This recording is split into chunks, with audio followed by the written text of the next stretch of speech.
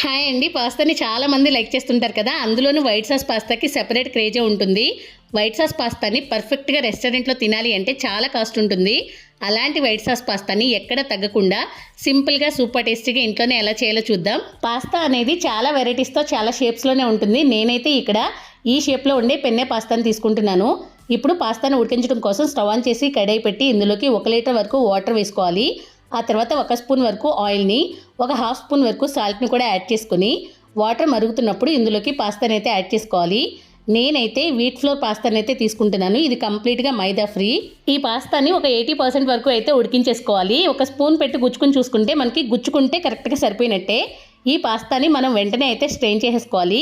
మరీ మెత్తగా అయిపోకుండా ఏంటంటే పైనుంచి కొద్దిగా చల్లటి వాటర్ని కూడా యాడ్ చేసేసుకోండి.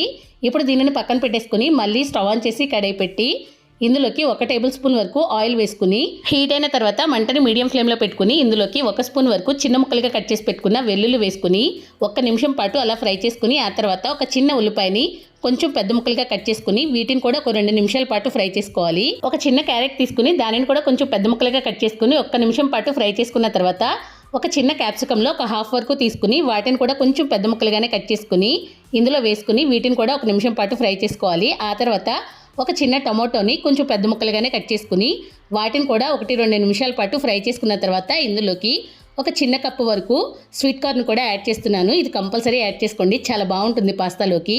ఇలా వేసుకుని 2 నిమిషాల పాటు ఫ్రై అయిన తర్వాత టేస్ట్కి సరిపడగా ఒక 3/4 స్పూన్ వరకు సాల్ట్ని కూడా యాడ్ చేసుకుని వెజిటేబుల్స్ అన్నీ కొంచెం లైట్గా సాఫ్ట్ అయినాయి అనుకున్న తర్వాత ఒక బౌల్లోకి పక్కకు తీసేసుకోవాలి. ఇప్పుడు ఇదే కడాయిలోకి 2 టేబుల్ స్పూన్ల వరకు బటర్ని కూడా యాడ్ చేసుకుని కరిగిన తర్వాత ఒక 2 టేబుల్ స్పూన్ల వరకు మైదాని అయితే యాడ్ చేసుకోండి.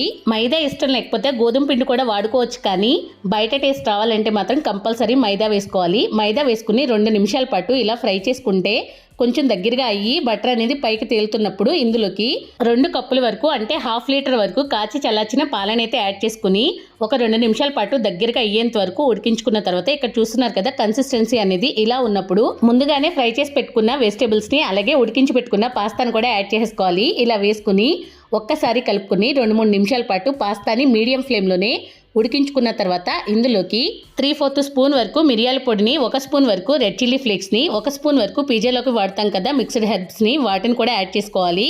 మీకు పాస్తా అనేది కొంచెం లూజ్ కన్సిస్టెన్సీలో కావాలి అనుకుంటే పాలు వేసుకున్నప్పుడే ఇంకో 1/2 కప్ వరకు అయితే యాడ్ చేసుకోండి.